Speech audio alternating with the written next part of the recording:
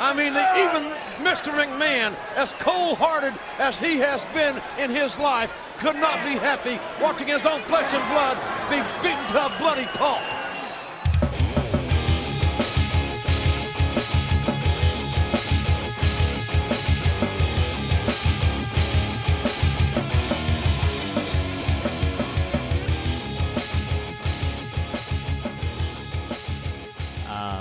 You know, the dating apps sort of have this reputation already, but the wrestling community is so specific, right? Like, it's full of just really, really unique, awesome people. So could you imagine a dating app that was made specifically for wrestlers? I think that would be probably the greatest thing of all time.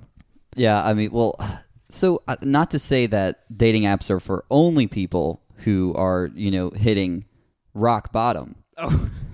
But, I feel like sometimes, that's kind of where people are. They feel like, they go to an app like, I quit.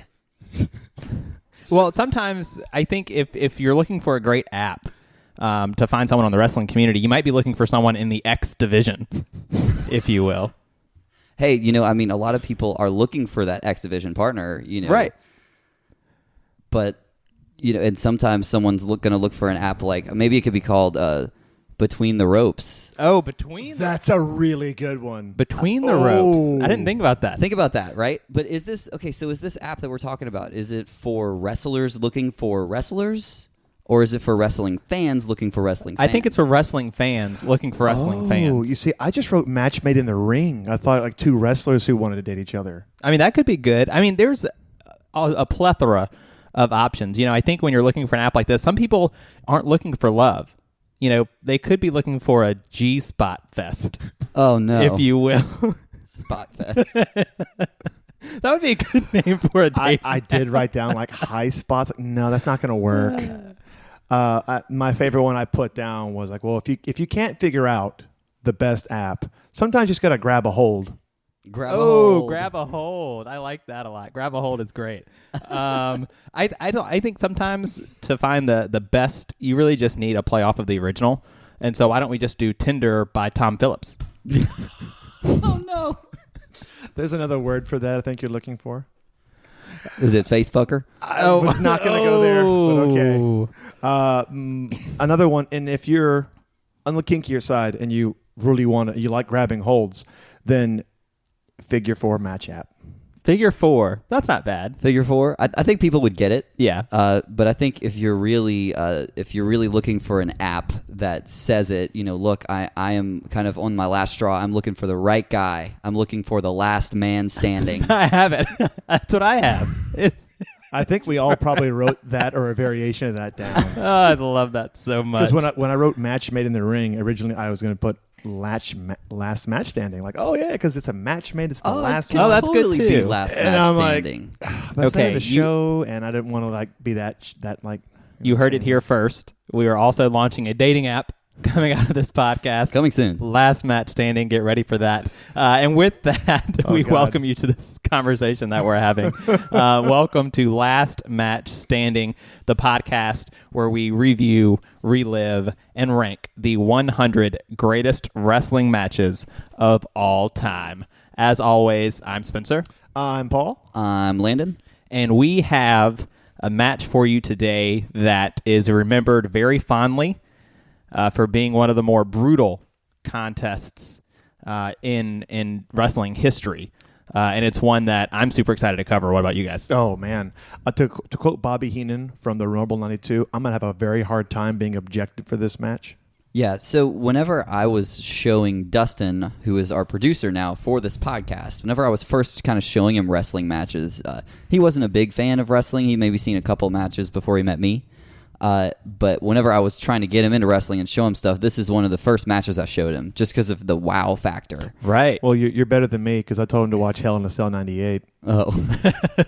That is not how to get somebody into wrestling. Do not show them that match. That's because tough. They're going to think every match is that barbaric and like that intense, and you're just going to scare them. Like, here, look these two nice people kill themselves. Okay, yeah, sure. Yeah, 98 stuff. Mick Foley can't walk properly because of that match. But this match that we're covering today is one of those. There are sort of two sides to wrestling, and this is one side of it where it is very brutal and it's very violent and it's bloody sometimes, right? And so it's fun to cover a match like this. This one is bloody for two very different reasons, and we will discuss both of them at length when we get there. Yeah, absolutely.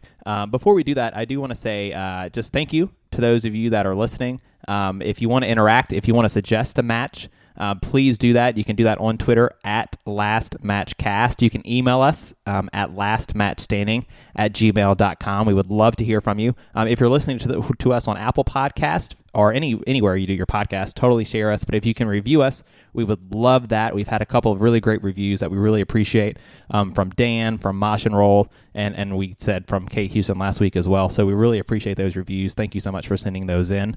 But man, guys, we had some really awesome suggestions this week on Twitter, didn't we? Oh yeah, they kept coming in. I'm like, oh man, we're like booked for the next 2 months. Oh, it's perfect. No, it's really perfect. And guys, I'll shout you out right now because we love hearing these suggestions. At Matt Sloan 86, at Plashy Joshi, at Dan W Rackley, at William Rinkin 83, at Bonzo E92, at Crazy Brit 462, at Sheep FM, at the Jason Kessler, at Wrestling Mullet, shout out, at DSD247, at Scott C_Amels, at Goad Phillip, and at Dan117FTG. If we didn't respond to you for some reason, we had a lot this week, so trust me, we got your match suggestions. We have it all in a database for you, and we are excited to get to as many of your matches as we can. And you listen here, Podcast Hitman.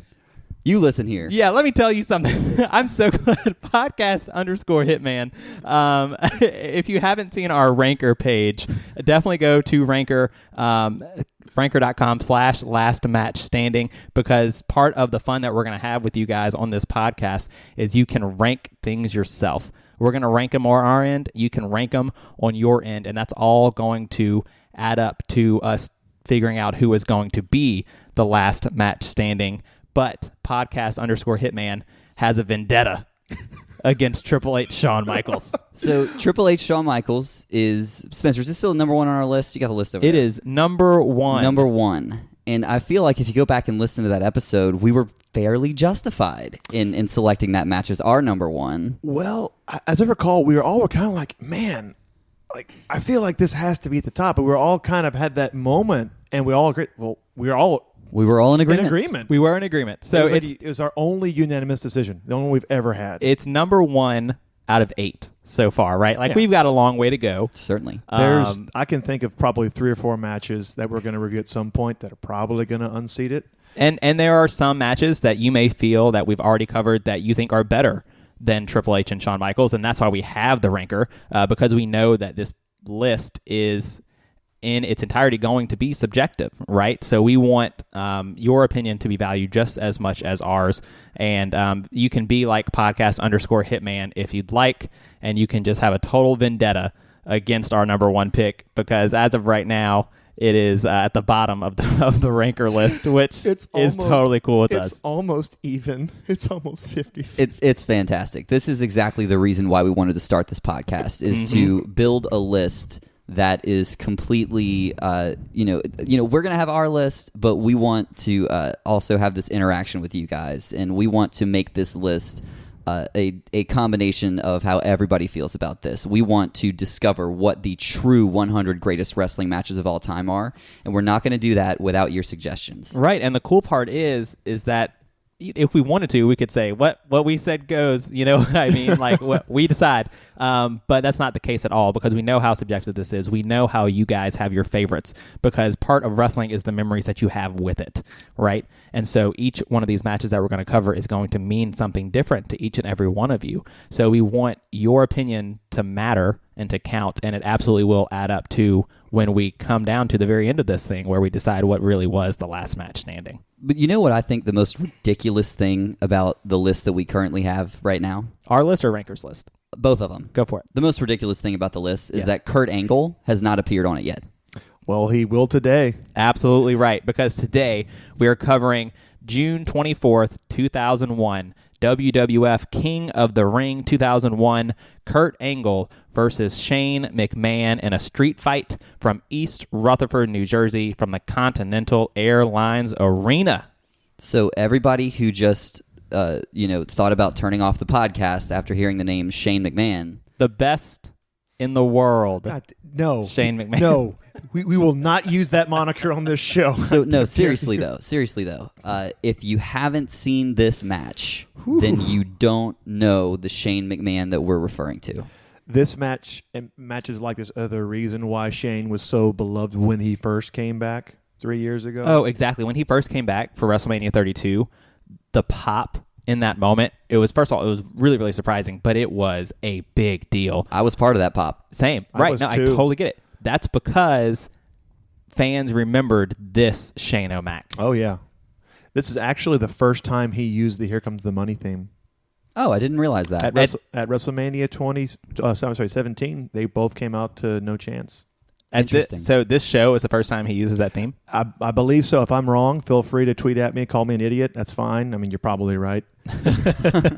It's one of my favorite themes. It's really so- ridiculous. So Shane O'Mac, we get like the Shane O'Mac, and you get Kurt Angle, who is an extremely talented performer, coming from an amateur wrestling background, of course, winning the gold medal in 1996 Olympics with a broken freaking neck. Kurt Angle, he impressed everyone in the wrestling community, and that's from the people backstage to everyone watching on the screen and in their seats. How he was able to transition into pro wrestling from his amateur background and from his Olympic background. I was listening to JR's podcast, Grilling JR, recently, and his co-host asked him, like, when did you know that Kurt Angle was special? And JR said, point blank, first day of training. Because he just picked everything up so fast. And to that point, it's not just his in-ring work, right? It's his ability to tell a story. He has a natural ability to perform. And Kurt Angle is one of those rare talents that is not afraid to step outside his comfort zone, put himself out there, and he'll try anything for a laugh. He is one of those guys that absolutely can make you hate his guts, but in the very next segment, you're gonna laugh your ass off at him. And I really, it's a talent and it's a skill that is had by so few. He knows how to win over a crowd. Absolutely. Oh, yeah. Do you gentlemen know what his very first wrestling appearance was? I don't. Well, it was never televised, but he was in ECW the night of the crucifixion. What? Yes. And Spencer, do you know what we're talking about? I'm very aware. That is very surprising to me. Yeah, he was there that night, but when he saw the crucifixion, he said, if my name I have anything to do with this show, you're going to hear from my attorneys. He was not happy about the crucifixion. Wow. Well, that's the only thing ECW ever apologized for. Yeah. Which I think is funny. If you ever watched The Rise and Fall of ECW, amazing documentary. They talk about it. Paul, I'm assuming everyone knows what we're talking about here, but Paul, in case they don't. Well, in 2004, they released a documentary called The Rise and Fall of ECW. It is fantastic. It's one of my favorite documentaries I've ever produced. Mine too. It's really good. The Sandman, who is a carpenter by trade, built that cross himself.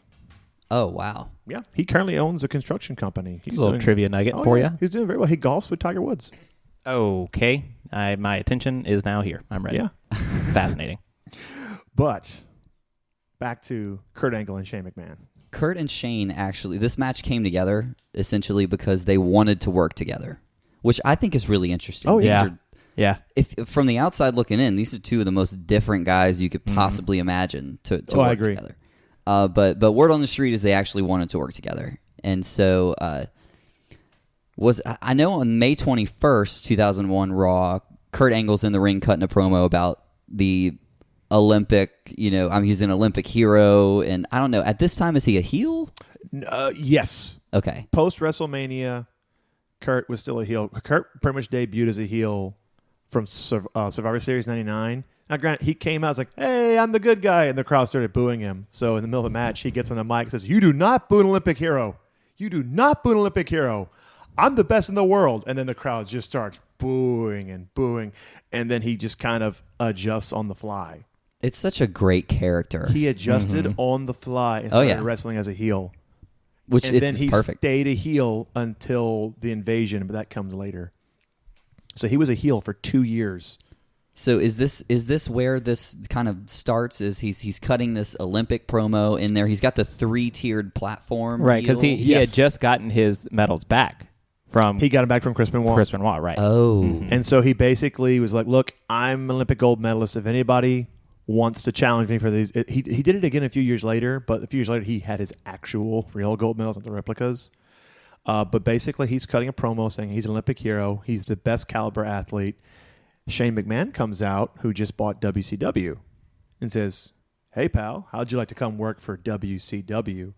And he says, "I already have three letters: intensity, integrity, and intelligence." Shane goes, "Oh yeah, well I've got three letters too: WCW.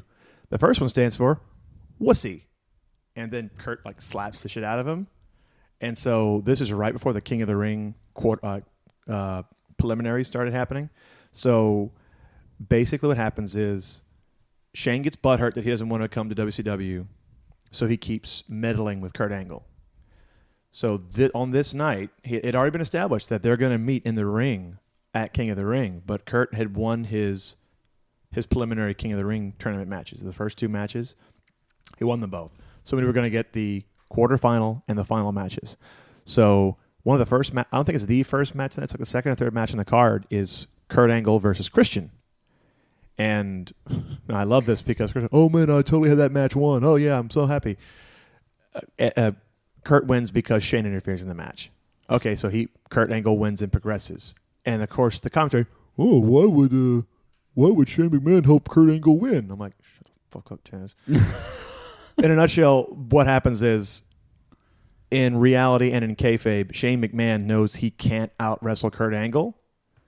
But if Kurt Angle has to wrestle 2 long matches and then fight him, maybe he's got a chance. And that is literally what the story they played out. Because the next match is It's so smart. The next match is him and Edge for the final.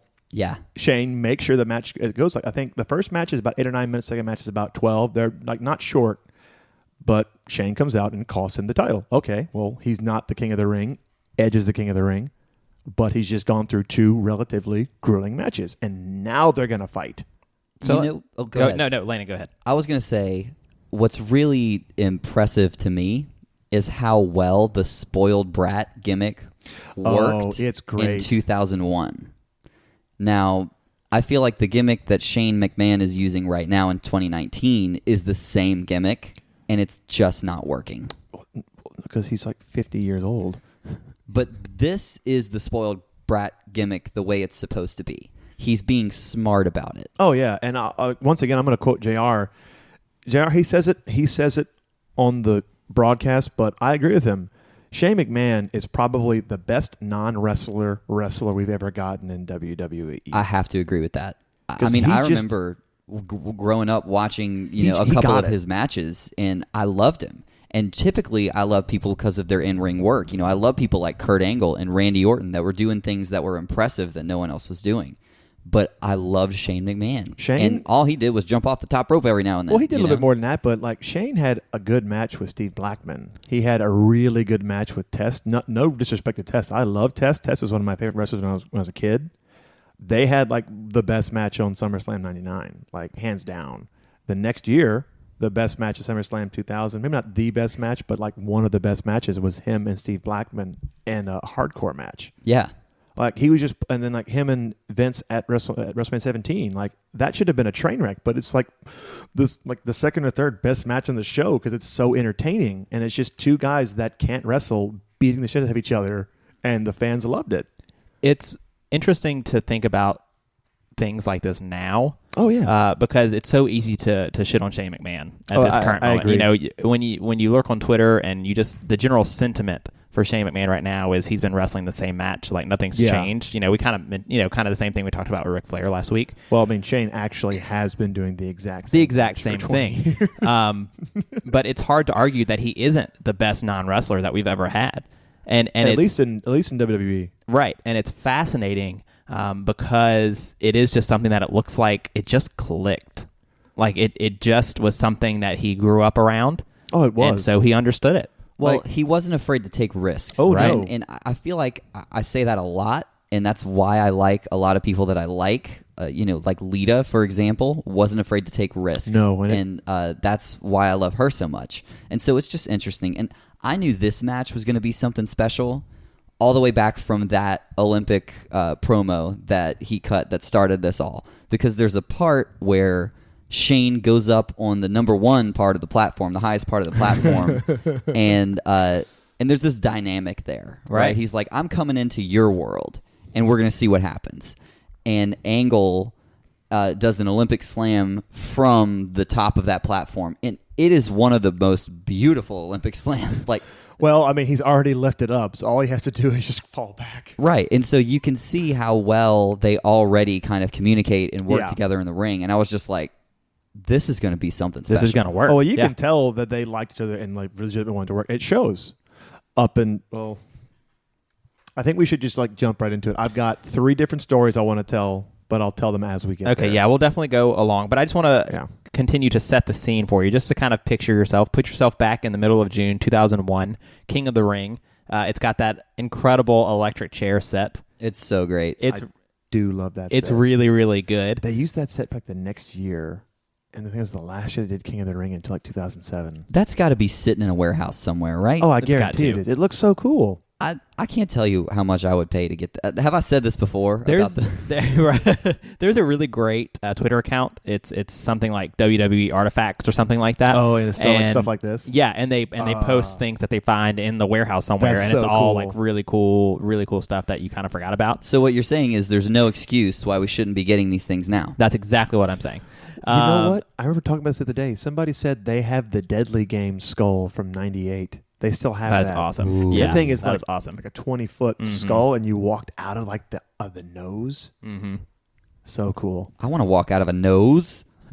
Well, so just to finish setting the scene for you, you got the electric chair set, which is beautiful. You've got JR and Paul Heyman on commentary. You've got Mike Chioda as the referee. Now, I'm going to do something for you guys that I don't normally do at this moment. Normally, I give you the visuals. I sort of let you set it up. But really, this can be a very 4D experience. Because if you're looking at the ring, in the front row, there's a guy that looks a little bit like Jeff Jarrett. He's got a tiger button-down on, and you can smell his cologne through the screen, I promise you. So now that the image is set in your mind. I was wondering if we were going to discuss that. Like, my first thought was, hey, is that Rico in the front row? My first thought was, I bet he's wearing Sex Panther. Oh, absolutely. See, very good. I thank you for meeting me there with that one. But now the scene is set.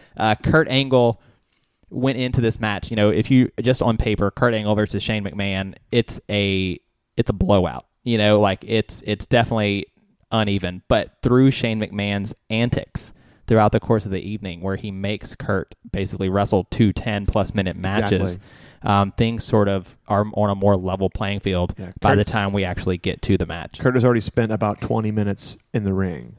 So the idea, and there's only like a match between him and Edge, and then this match. There's only one match in between them. So there's like, he had maybe 15 minutes to kind of get his breath back. There's kayfabe, of course. Right. Well, there's a moment that I love right after Shane costs Kurt Angle the final match versus Edge, and Angle's running around backstage, and he's basically just trying to find someone to yell at, and so he yells at the security, and he's talking about how unfair it is, and he says WCW wrestlers will be on welfare and starve to death because of this.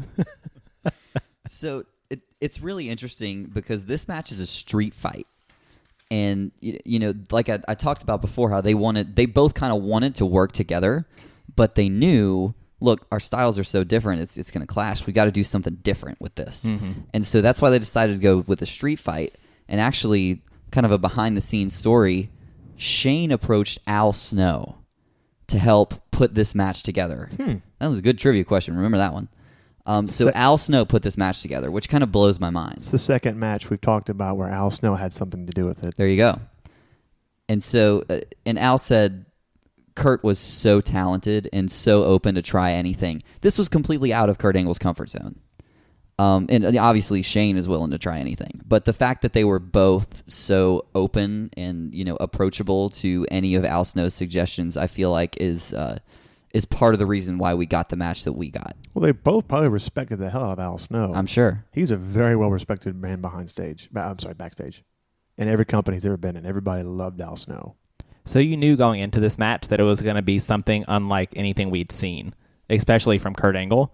But it set the stage. It set the stage for something that was going to be brutal. And I love during Shane's entrance. Just a quick little poll for you guys. Do we like Shane's custom jerseys that he wears every time he wrestles? Is always my favorite part of the match. I just love it because it just says Shane O'Mac on the back. It says Kurt's Kryptonite. Kurt's Kryptonite. It says Super Mac. Super Mac. Because they're kind of playing up Kurt Angle being a superhero, right? So it's Super Mac and it's Kurt's Kryptonite. And actually, in to that point, part of the promo package talks about Kurt Angle says, he mentions Lex Luthor to Superman. And so they just keep playing that angle. I really appreciated that. He totally says Lex Luger, but they don't say that on camera. He does say Lex Luger. Which is great because a year later he gets his head shaved and he looks like Lex Luthor. So, again, this is now our 9th episode, right? Yes, sir. And I made this comment on a previous episode. What do all these matches have in common? They start super fast. And it is no different here. High energy takedowns, arm drags, everything you could possibly think. I mean, Shane comes out swinging in this one. Mm-hmm. This is my first story of the match. Shane was legitimately swinging because if you noticed, after that second punch, he gets a cut over Kurt's eye, and then Shane runs out of the ring. We get some color early on. And now, if you watch the live broadcast, it's cut out of the network before that because there's a couple of really fast edit cuts. It's like, wait a minute, Shane's like crawling out of the ring, and the next time you see him, he's like halfway up the ramp and walks back. What happened was, as you said before, Kurt was out of his comfort zone. He didn't want to go out there and shoot because he thought the crowd wouldn't like that. Shane legitimately wanted to see how good Kurt was. Oh, no. So he's like, well, I have to piss him off. So he punches him above the eye 3 times and gets a cut. And there's a point where you can kind of see Kurt throw his arms up, and then the camera cuts to Shane. He's on the outside, like, hunched over, like, you can almost hear Kurt says, get your ass in the fucking ring. And then he immediately goes down and is like, all right, fine, I'll give you a free hold. He basically did it because he knew if he didn't do that, he was going to kill him because he was so pissed off. And you can even see Kyoto's trying to calm him down. He's like, no, get your ass in the ring right now. I had no idea that was happening in this match. Yes. I love the first half of this match. We'll talk about the second half and how brutal it is. But the first half of this match, I love it because it seems so real. Yeah. Oh, and it is. It's because it is. In a lot like of the ways. next part of the match where Shane goes for a headlock and Kurt immediately rolls out of it and it starts clobbering. Just forearms. He is not holding. Those forearms are stiff, really stiff. So there's. I love it because he does it again. He takes down Shane and then he shoots the half 3 times. Mm-hmm. And then he gets off of him and then goes back for a free hold. And that's basically him. And he just says, "You are not in my league, McMahon." And then Shane starts choking him. He no sells him, pulls it. No, listen to me. You are not in my league. That was Kurt telling him, if you want to shoot, I'm going to embarrass you. And that's why he did that. And there's a moment right then that's kind of going on during this moment where, Shane gets that first couple of shots in on Kurt, but then Kurt starts just totally dominating and really wrestling Shane McMahon. And JR says Shane McMahon is going to suplex school and Kurt Angle's got a doctor's degree in that area. I'm so happy you mentioned that. His suplexes in this match are just beautiful. Oh yeah. They're great. One of the most fun parts of watching a Kurt Angle match is watching him figure out a new way to throw the guy halfway across the ring. Wrestling machine. Do you know why he's so good at suplexing? I don't. Do you know who had a hand in training him? Was it Scott Steiner? It was not Scott Steiner. Was it Brock Lesnar? It was not. I'm thinking all the people who do a German suplex. The human suplex machine, Taz. That just makes a lot of sense. That explains everything. He had a hand in Kurt's training. He went to Taz's dojo briefly before he signed with WWE. I had no idea. And you know what else? That makes a lot of sense why later in 2006, Kurt Angle is drafted to ECW. Guess who had ties with ECW at that point? Mm-hmm. Obviously, right, Taz. Mm-hmm. I know I mentioned it a minute ago, but just he does 3 O'Connell rolls. and then just shoots the half 3 times. So Shane actually gets another chance. Kurt's gonna say, "You have another shot to put another free hold on me. Like you know what? You want to play? Like let's play." And then Shane learns his lesson, and he just takes a shot, just a kick straight to the ribs of Kurt Angle. And this is when the match starts to change from Kurt Angle showing Shane who's boss to Shane really getting scrappy. Yeah, much like this Triple H Shawn Michaels match, I kind of have it. It's got 3 distinct parts of the match. And the first part of the match, including Kurt getting busted, is Kurt just embarrassing him. Just like basically, all right, you want to see how good I am as a wrestler? Fine. I'm just going to shoot on you. If I get you in a hold, I'm not letting you out of it. Or like when Shane goes to choke him and Kurt says, no, fuck you. No. And he just slaps him, You are not in my league. Yeah, smack. You're not in my league. Yep. And that's the best way to describe Shane McMahon at this point is scrappy. He's trying to figure out what the hell can I do. And there's one move in particular he does that it's a front leg sweep. And I don't know if you guys saw him do this, but it's essentially Jeff Jarrett's stroke. If you've ever seen Jeff Jarrett do the stroke. Mm-hmm. Yeah. It looked really it wasn't extremely clean. No, but it was a little sloppy. It still told the story of Shane trying to come up with things off the top of his head on the fly to try and figure out what the hell am I going to do? I'm out of my league. Right. What definitely, I love is... go ahead, I Paul. was going to say, after he kicks Kurt in the ribs, like he just gets this flurry of like punches, like not like stiff punches, like working punches.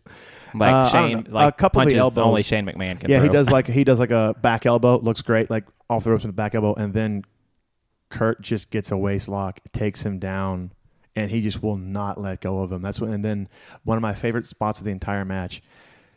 Kurt has Shane in a waist lock. Won't let go of him. So Kurt runs around the ring and uses momentum to throw Kurt through the ropes. I've only ever seen Bret Hart do that. And I'm like, that's smart. It's genius. And it's real. Yeah. It's really good. It's basically the idea of him running around the ropes, like you're either going to let go of me or you're going to run behind me. That's what I'm talking about. Like this first half of this match is just completely believable to me. And I guarantee that's an Al Snow spot right there. And to kind of go off of what you were saying, Landon, about Shane being scrappy and just trying to figure out what to do. Right after this happens, Shane is out of the ring and he's just basically being chased, and he runs up onto the guardrail and he just throws his body at Kurt Angle. There's no clothesline, there's no axe handle. He just throws himself at him to sort of slow Kurt Angle down. And then he does the same thing. He jumps over the announce table from the guardrail. And that's where JR says, is there not a chance that Shane McMahon won't take? No. Because the next thing he does is he grabs a kendo stick. Mm-hmm. And I just wrote down, oh, yeah, this is a street fight. Because we're like 10 minutes in and they've just been wrestling. Which I really appreciated, actually. Yeah. You didn't expect it. Yeah. Oh, no. Because I legitimately forgot it was a street fight because they were just wrestling. And like the first hit and the kendo stick breaks. The first one. And he hits him like 5 times. Okay, let me tell you something about myself that you may not know. The very next thing that happens in this match after the kendo stick is Shane McMahon does a couple of arm drags into the barricade. There are a few things in wrestling I hate more than a barricade spot. Yeah. I hate them so much. And listen, if you're someone like podcast_hitman that's going to come at me for that, that's totally fine. I'm not saying that every barricade spot is weak and lame. It's done. I don't like it. I don't know. These look pretty stiff. Yeah, I mean they're fine, but yeah, no, I kind of agree. Yeah, that's just my personal opinion. Barricade spots aren't the best. I think there's one person in particular who does barricade spots well, and that's Rob Van Dam. Oh yeah. Yeah. He just his spring-loaded neck. But if you just do the classic arm drag into the barricade, it doesn't do much for me either. No. Well, what I like is then he clotheslines Kurt over the guardrail, and then Kurt is down, and then the camera is really, really tight, and then Kurt just pops up. Yeah. It's like a horror movie. He just appears. That's what it looked like. And then he immediately puts Kurt in like a headlock. Could you imagine Kurt Angle starring in a horror movie? He did, actually. What? Yeah, there's a movie called Endgame. What, you're serious? Yeah, I'm very serious. What, he just like pops up in the shower and it's like, it's true. Like, no. I'm coming after you with my 3 eyes. It's damn true. No. My 4th eye, the ice pick. He just plays a psychopath. It's interesting. But yeah, he pops up like a horror movie villain. Oh my God, the 4th eye, the ice. I just got it. They make that joke in this match, by the way. Yeah, we'll definitely talk about that. And then he puts Shane in a headlock, and then Shane just like jaw jacks, pulls him over, and then I just have like he kind of uses the ring as a weapon. Like he pulls Kurt into the turnbuckles, smacks his shoulder, throws him back into the barricade, and then like throws him into the ring apron that he just uses as a weapon. And I just kind of put down. Both men are visibly tired and hurt. And then after 11 minutes, we got our very first pin attempt. And Kurt Angle bridges up twice, and so three times. It is three times. The third time he drops the frickin' elbow. He drops the elbow. Which once again looked very stiff. Yeah, it was really cool. You don't see that. No, the bridge with his neck. It was really, really cool. But it was just another moment that sort of encapsulated the whole story between them. Like Shane McMahon maybe laying these elbows and laying these splashes on him and using the ring as a weapon, but Kurt is just going to show him how much better of a wrestler he is. Even that's not enough to beat me.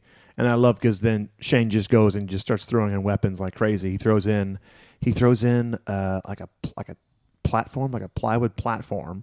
Throws in two garbage cans lids, and he grabs the street sign. As much as I dislike barricade spots, is how much I love a street sign. A street sign. Give me a street sign. A cookie sheet. Oh, give me a cookie sheet. The only thing that was missing from this match is JR saying he's in with everything but the kitchen sink, and he pulled out the kitchen sink. That's the only thing that was missing. Everything else was gold. Well, Kurt does do a spot which is referred to as the kitchen sink. He sure does. When you throw him into the ropes and you kind of hit him with the hard part of your leg and they fly over, that's referred to as the kitchen sink. Right. So he did hit him with the kitchen sink, there Spencer. You go. Twice. Thank you very much. But what I love is he just grabs that street sign and he just starts hitting him in the back and the shoulder. He hits him in the head a couple times. I'm like, oh, please be a gimmick street sign because that looks like it fucking hurts.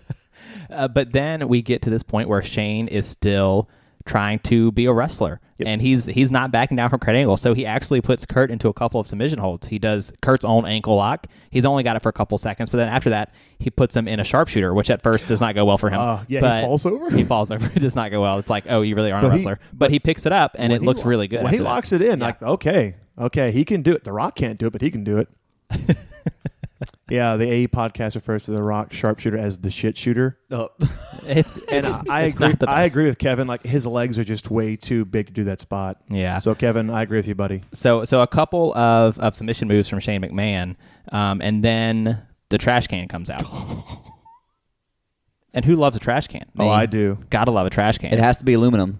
It has to be. Otherwise you'll kill yourself. And did you notice the lid of this trash can has like a little handle part? Was it pre-made because they knew Shane McMahon was going to be swinging it, or is that how some trash cans are? Some of those aluminum cans do have that, but not like that. Not like the loose one that usually just have like a set handle. It's literally there so that you could swing and hit somebody in the head with it. Oh no, those are all gimmicked. All the trash cans are gimmicked because if you use like a legit trash can like that, it's not going to buckle under your weight. Right. It's just going to end up cutting you. Way to protect the business, Paul. Really good. Well, I have been hit by those trash cans many times.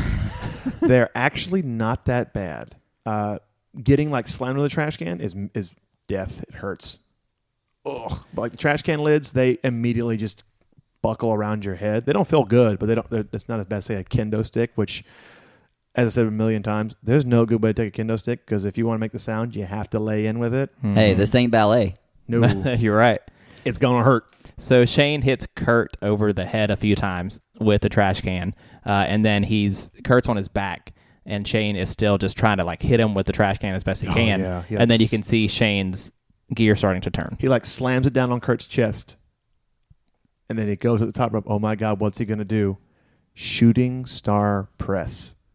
But Kurt moves out of the way, and Shane lands on the trash can. Knee first on the trash can. How about Shane McMahon doing a shooting star? A beautiful shooting star. It's really pretty good. Yeah, I really like it. He almost landed on his feet. I'm like, whoa, that's not an easy thing to do. It's not an easy thing. Well, it's not an easy thing to land on your feet from that, but it's also just not an easy thing mentally to prepare yourself for doing such a dangerous move. And you can tell he put the work in. Oh yeah. And I don't think he was supposed to land on that trash can because it looked hurt. And from my understanding, this is the first point where Vince wanted to end the match. Oh, wow. Because he thought that Shane was legitimately hurt. Well, this is when the second half of the match starts. Little did he know. Right. Oh, yeah. Right. Now, he was upset, like, I really wish they did in this match. I don't want to see my son get hurt. He knew that Kurt's already had 2 matches. He's been in the ring for, at this point, like 35 minutes. He's like, okay, I don't want Kurt being out there too long. He's like, one of my main guys. I don't want him to get hurt either. And then they start to brawl outside. But not before Kurt fireman carries Shane over the top rope. Yeah, it was really cool. It's like, oh, your knee hurts? All right, I'm going to fireman carry over the top rope. Fuck your knees. Yeah, we got a spot to do over here. Ooh, and they start brawling towards that stage, and I'm just like, oh, I know it's at this moment. And then Kurt goes to suplex Shane, who blocks it 3 times, and then he suplexes Kurt on the concrete. And if you look very closely, you can see Kurt immediately covers his mouth up, and he rolls on his side, and he said the famous line, "I think I broke my tailbone." And Shane goes, "What?" And Kurt says, "I think I broke my tailbone."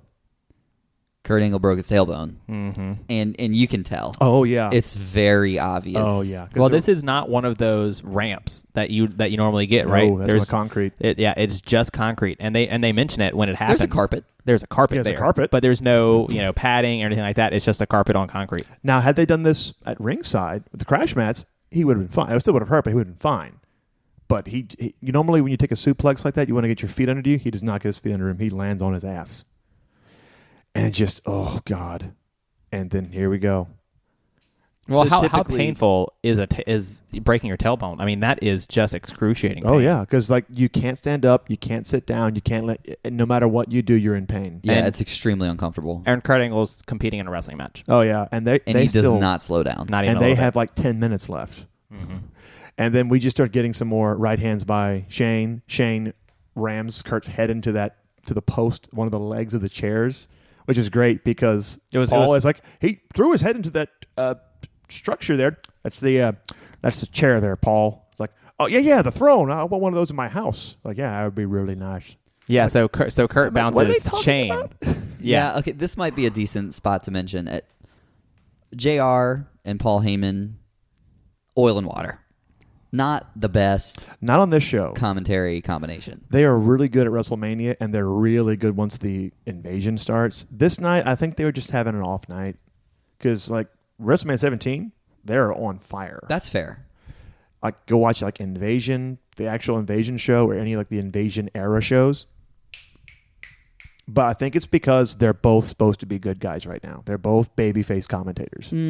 Paul's pretty heely. Yeah. Yeah, but he's always cheering for he cheers for the bad guys that he likes, but like he's not cheering for like Austin. Okay.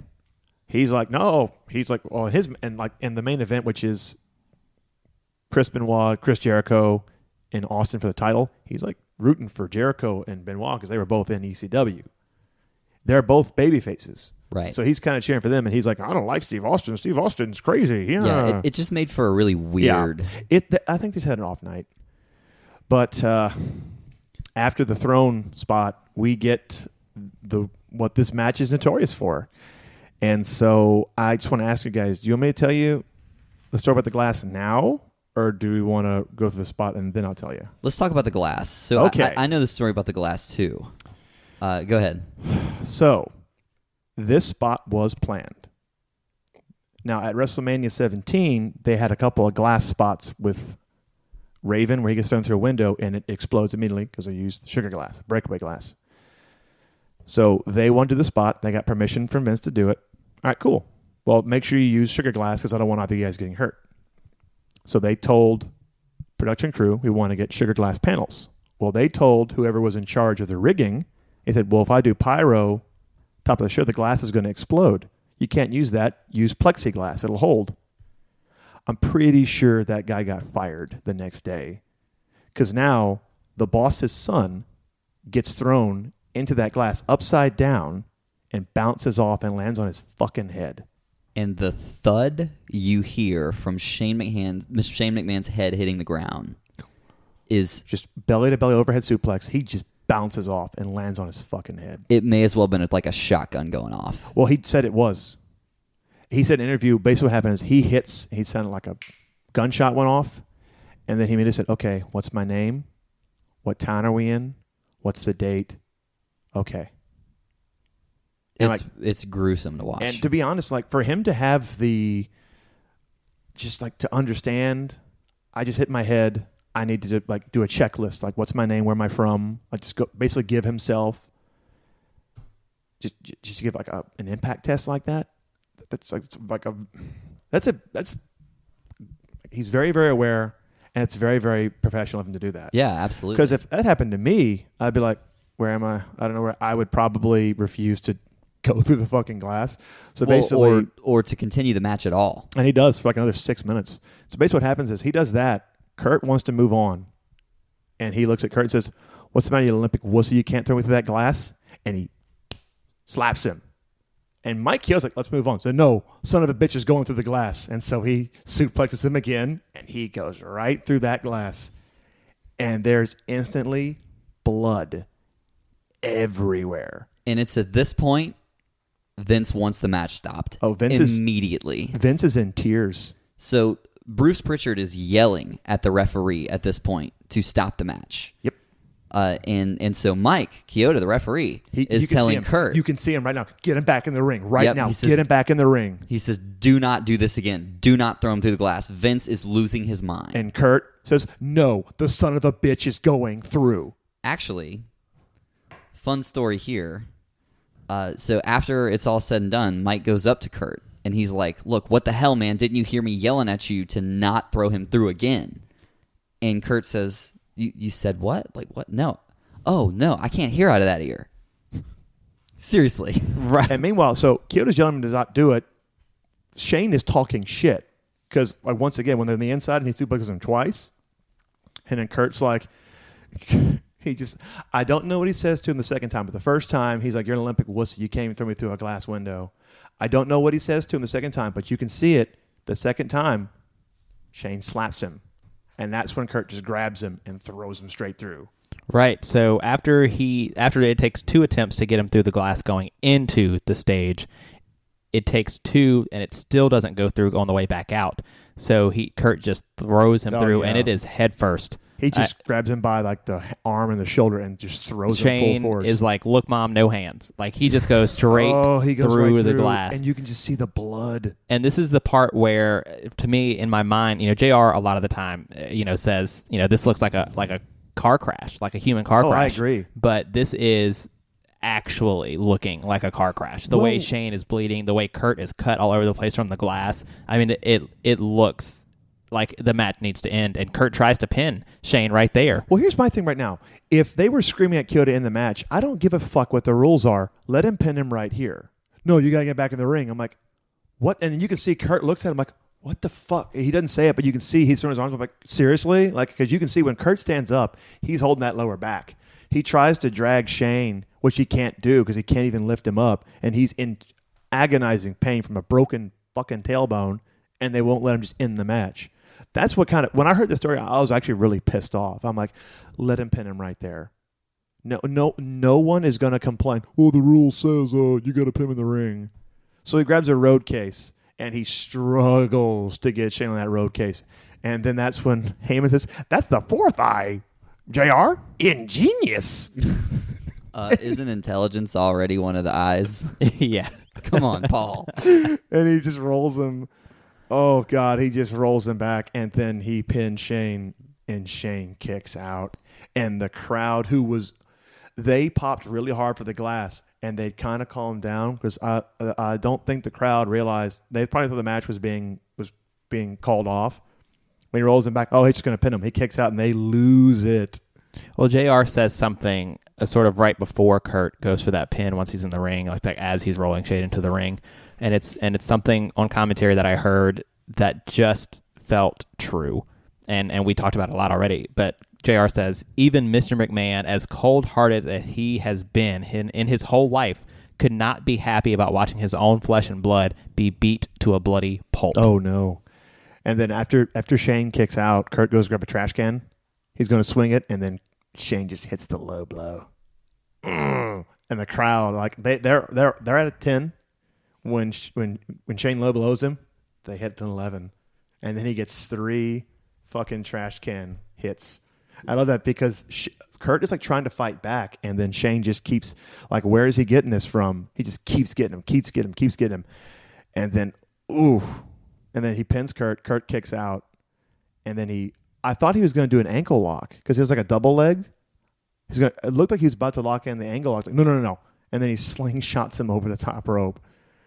And I'm like, oh, God, what is he about to do here? Because I forgot how this match ended. And he grabs the little platform. And now Mike Chioda had to hold the platform up there. But we get a top rope angle slam by a man with a broken tailbone. And another man who's concussed to fucking back and has been shredded by broken glass. And immediately behind all this action going on, we get the sign of the night. Hey, I haven't done one of these in a while. I love a sign of the night. What you got, Landon? The sign reads, Kurt Angle's only fan. It's true. It's true. It is. It's right in that moment. Oh, God. But right we there. get that epic angle slam from the top rope. And we immediately get, oh, my God, immediately from JR. And knowing what we know now, obviously, that Angle had a broken tailbone, to hit that, you can see him try to kind of shift the weight to not can't land do on it. his tailbone, but he can't. You There's can't no way from to take spot. that fall without landing flat on your back like that. Right. You just Right. can't do it. Because if he twists too far, he's going to land on Shane's head, and Shane's already got a concussion. If he lands on Shane's head, he's going to knock him out, and it's going to be even worse. What I love is JR and Heyman count along with the referee. When he hits 3, JR just, and mercifully, oh, God, it's over. Mercifully, my God, it's over. Yeah, and to that point, if you watch, and I don't know if you can actually see Mike Chioda mouth this, but apparently at the end of the match, he hits 1, 2, 3, and immediately he says, "Thank God." Yeah, he does. And calls for the bell. Well, can you imagine what was going on in Mike Chioda's ear the whole time? He's got Pritchard screaming. Vince is in tears. Vince is being consoled by Pat Patterson and Michael Hayes. They're like, Vince, it's going to be fine. He's going to be okay. He knows what he's doing. He wouldn't have gone through this if he didn't want to do it. They're like trying to talk him down, and that's when you just got Pritchard like, what the fuck? Why is this match? Because like match goes for another 6 minutes after that happens.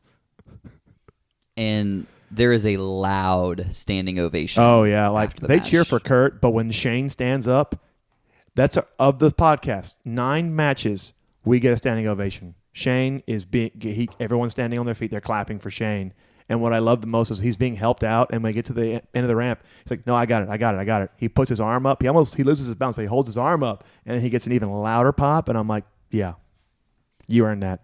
And Vince was so pissed that he made it a point not to see Kurt or Shane after the match because he knew he needed time to cool. Yeah. Like, But what I love, though, is as Shane's being helped out by Chioda and I think Hebner, who comes and helps him? Jack Dillon, maybe. It was Jack Dillon? Okay. I don't remember. I don't remember who helped. I just remember Chioda helps him out. I think it was Jack. And he gets a cheer, and JR on commentary says, you got to believe that's the very last time we're ever going to see Shane McMahon in a WWE ring. little did he know. Oh, Yeah. 4 months later, he's competing in the Survivor Series. But so they both go to the back, have a beer together, which I think is a really fun story. Yeah. Oh, You know, yeah. They really bonded with this match, which Oh, is yeah. really How do cool you because not? they wanted to work together in the first place. But you enter this match and you come out on the other side. I mean, how else can you be other than, like combine, like what we just did? So they sit down, they have a beer together, and then they both go to the hospital, Yeah, because there's a lot of glass. which is excellent. I mean, Well, 'cause, it's, like, if it's you- the story of the match. If It's you go, wonderful. if you go back and rewatch, as soon as Shane goes through, he's bleeding from the side and back of his head. So he's got some glass in there. And to be honest, I think the reason why Mike Chioda did not want to count them out is because he didn't want to count all the broken glass. One thing that is a big takeaway for me is I've heard Kurt Angle say in interviews multiple times that he doesn't really like doing gimmick matches, No. but he's very vocal about how proud he is of this match. Oh yeah. Well, the first 10 minutes of the match, they don't even use any gimmicks. They just wrestle. It's a solid 10, 11 minutes before they even break out a single weapon. But it's a match that created memories. Oh yeah. I've never forgotten it. How no. could you? I mean, we're talking about it now. It's 2019. We're putting it on our list of the 100 greatest wrestling matches of all time. 18 years So ago. it has left a legacy for sure. Oh yeah. By all means. But I just gotta say, guys, favorite moments of this match. What you got? For me, just Kurt just shooting on him, like going, okay, you want to see how good I am? I'm going to do, like, just taking him down and just literally doing circles around him. And it's just like, and then he just goes, you're not in my league. I love that because that's just Kurt. That's how good Kurt is. And if you want to know if you can stand it to him, no, you can't. Everybody that's ever tried to shoot on Kurt in a wrestling match has gotten embarrassed. Everyone. For me, I'd have to say I really enjoyed the fact that we got the promo a few weeks before where they did the high angle Olympic slam from the pedestal, and you get that again at the end of this match as the climax of the match, and I really appreciated that. And I love a high angle Olympic slam. Oh, it's the best. It's one of the best. I mean, I have that written here. I've just got the shooting star press, even though he misses it, and just damn. And then I just have just Shane getting that ovation because he earned it. Like he put himself through way more than anybody expected him to, or way more than I think he needed to. Because without the glass, this is still a damn good match. Yeah, you're right. If I think if I have a favorite moment, I mean, it's hard not to mention the glass spots as being the favorite, right? Because they're so brutal and it's things that we don't really see and we haven't seen a lot of since. But I really love when Kurt tries to pin Shane outside on top of the stage, like at the stage, and him being glass. Can we please get this over with? But then also just right after the match, when both guys are physically defeated, right? Yeah. They are physically spent. And I just really, really appreciate that part of it because it was two guys that went through a war. They did. And they came out on the other side. And it was really awesome. And this is a match that won't get old to watch. Oh, no. And it's hands down the best match in that card. And no one thought it was going to be. Everyone thought Kurt was just going to embarrass Shane in like 5 minutes tops, throw him around, ankle lock, ankle slam, and pin him. And for them to go through all that, it really. I know I said Shawn Michaels is my favorite wrestler of all time, but you know what? I'm going to change that. Kurt Angle is my favorite wrestler of all time. Whoa. Hold on. People say that Shawn's the best from an in-ring standpoint. I don't know, man. Kurt Angle, he may not have the same amount of charisma that Shawn did, but I don't think that Shawn could have had the same match that Kurt did. Paul, let's talk about this for just a second, okay? Deciding who is your favorite wrestler is a big deal. It's and this isn't even Kurt's best match. I know he's very proud of it, but rewatching, look, I watched this match probably a dozen times, but I haven't seen this match in 10 years. I watched it 4 times this week. I mean, if you really, and I got 4 different perspectives on it. If you really want to call Kurt Angle your favorite wrestler of all time, and you haven't even really rewatched Kurt Angle Baron Corbin, come on. What are you doing? I watched it live. That was Get out of here. Put that cigarette out. That's actually, it's just fascinating to me. I always think that in this podcast, it's really, really hard sometimes not to fall victim to the moment. We're talking about how we go in such deep detail about these specific moments and how important they are, and so sometimes things can seem a little bit elevated. But anybody saying that Kurt Angle is their favorite wrestler, how could you be wrong? I mean, I agree. He's just on another level. And there were years where I didn't watch wrestling, and when I came back to wrestling, he was in TNA. He was past his prime. He couldn't do. He just couldn't do it. He couldn't compete at the same level anymore. He was still having good matches with people, but it's because he would wrestle younger guys that could work past the limitations he had. And he was still having outstanding matches. But can you imagine 2001 Kurt Angle today? I wish. Oh my gosh, man. Having matches with you name it. Seth Rollins. That would be my God, incredible. Just 2001 Kurt Angle versus 2018 Seth Rollins pre knee injury. I think Kurt Angle, Chad Gable program. Oh, yes, man. Talk about something we missed out on. Yeah. That would just be that would have been special, and that would elevate Chad Gable up. That's what I'm saying. Because they just didn't know what to do with Chad Gable, which is funny because Chad Gable's he reminds me so much of Charlie Haas, and then they put him with Charlie Haas. I mean, it makes sense. They're literally the same person. But so we talked about how good this match is and the legacy that it's left. But is it the last match standing? That's the question. Oh man, that's the question. We have to rank it, and we have to decide: is it going to be there at the end? I am ready to debate this one. Right. So we've got 8 matches as things stand. As we get more and more matches as things go along, I won't read them all to you. Right. We'll just post them. But we only have 8 right now, so I'll go ahead and say coming in at number 1, agree or disagree, doesn't matter. As of right now. Number 1, Triple H, Shawn Michaels, SummerSlam 2002. Number 2, Bret Hart, Steve Austin in the submission match.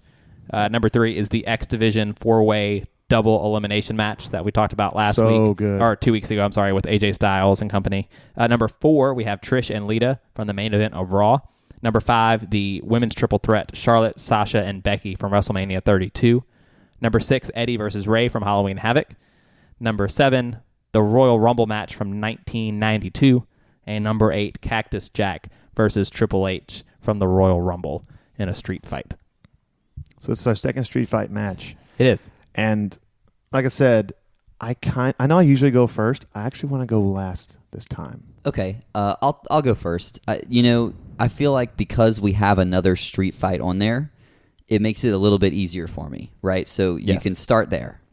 So if we're going to compare this match to something else, it's the street fight at number 8. And I personally feel like Triple H and Cactus Jack were able to tell a more elevated story with what they did. I enjoyed the hell out of this match, and I talk about this match all the time with people. For me, it's number 9, just based on what we already have reviewed. Okay. So I feel I went through the same kind of train of thought with you. It is very similar, at least in terms of style, to that. It's something brutal, and so it's easy to compare those two things.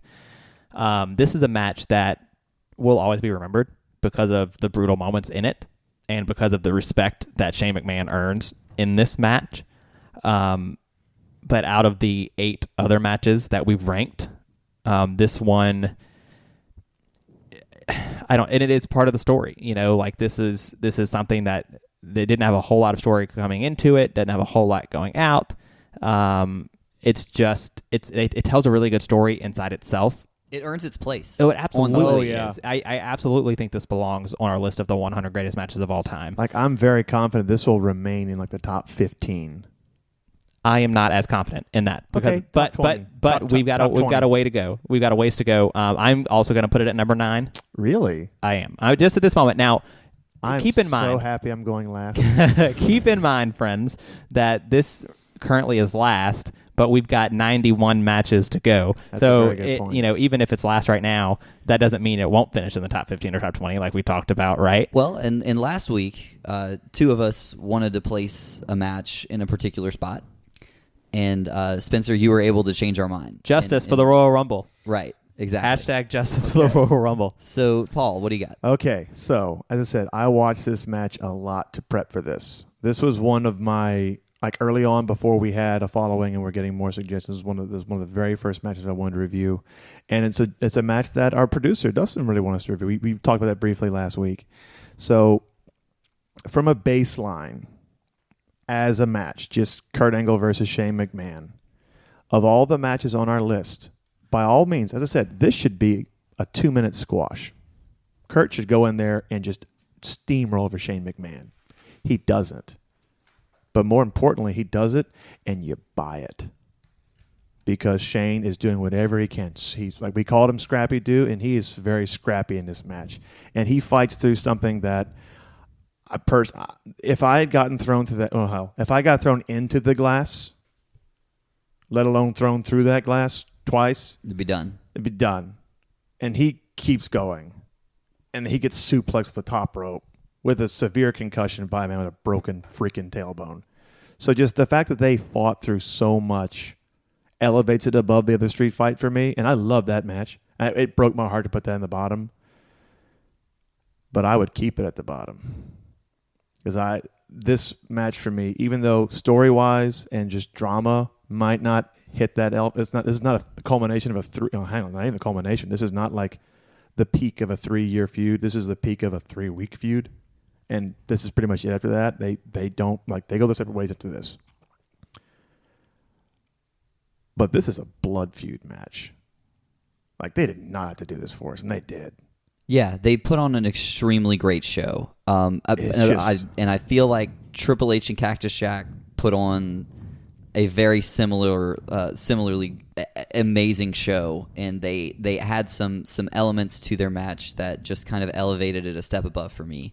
So Paul, are you putting this at 8, or are you going to rank it over some of the other matches on the list as well? My initial gut reaction, of course, oh my God, number 1. I'm like, no, okay, this is not number 1. I'm sorry. I love this match, but this personally, this does not top. It didn't top either of the top 3 matches for me. So I'm like, okay, number 4. I'm like, I don't know. I love it, but number 4 is not where I'd put it. When I was going down that list of matches that I enjoyed the most, the only match I was like, man, I love it, but it's not Eddie and Ray. It's not. So I would put it right under Eddie and Ray at number 6. So number 7. So you put it above the Rumble. I put it above the Rumble, and I put it above Cactus and Triple H, but just underneath Eddie and Ray. And that match is getting so much love on the ranker guys. Like, I looked at it the other day, and I'm like, okay, these guys are on my wavelength right now. Yeah, no, I totally get the love that Eddie and Ray is getting, and we're up for sure. We'll have another Eddie Ray match on the podcast at some point. That's going to get even more, at least from us. Yeah, we're not done Eddie and Ray. So Spencer, what do you think? Did Paul convince you to move? Because right now we've kind of got it locked in with the two of us, but this is his opportunity to try and change our mind. Is it going to go above 9 for you? Here's my thought with this. I don't ever feel emotionally invested in this contest, and that's. Now, I feel emotionally for their well-being for a large majority of it. Well, I'm sorry. I'll let you finish. Well, no, I just think, but the other matches on the list, Cactus Jack, Triple H, there's a lot of feeling there. There's a lot of emotion. There's a lot of... On the commentary before that match even starts, this has been a war, and the bell hasn't even rung yet. Yeah. So it's like, that was a big fucking deal. Right. I guess for me, and taking nothing away from Kurt Angle, Shane McMahon, because it is incredible in a lot of different ways that we talked about already. But it's hard for me to put a Shane McMahon match, even though Kurt Angle elevates Shane McMahon to another level. Yeah. It's just still, Shane McMahon is still really good here.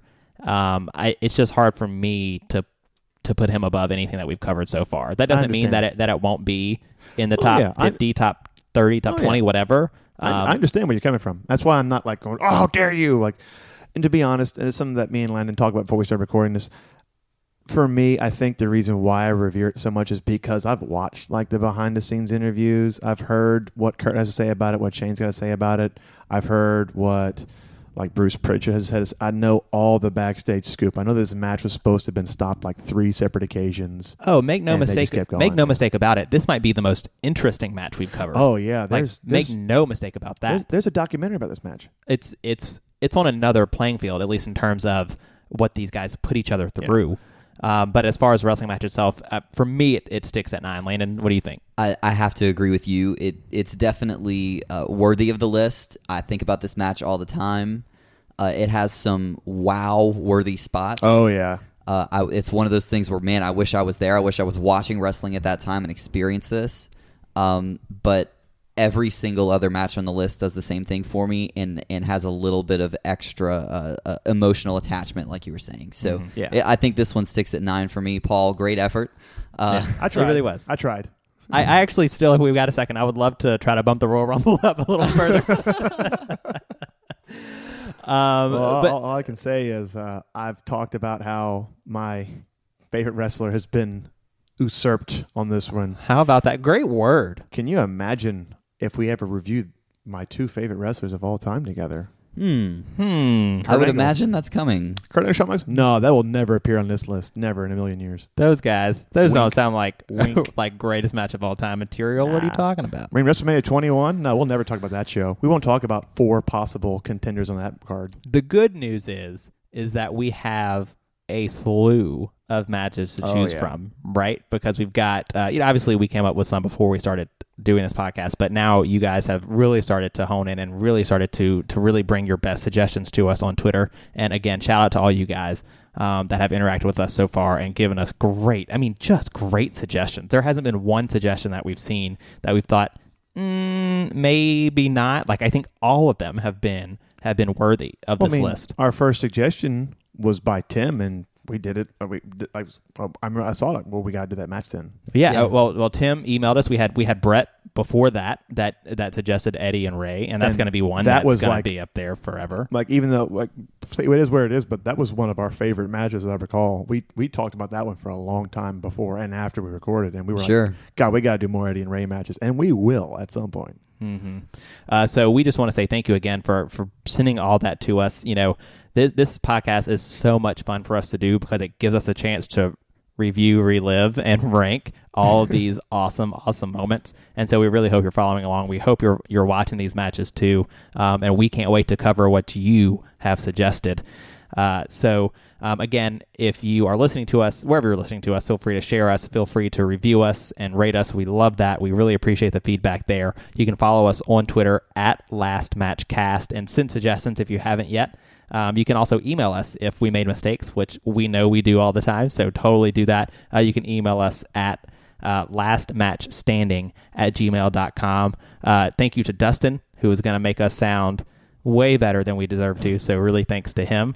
And if you have any wrestling dating app name suggestions, please let us know. Yes, we want to hear it. We want to know.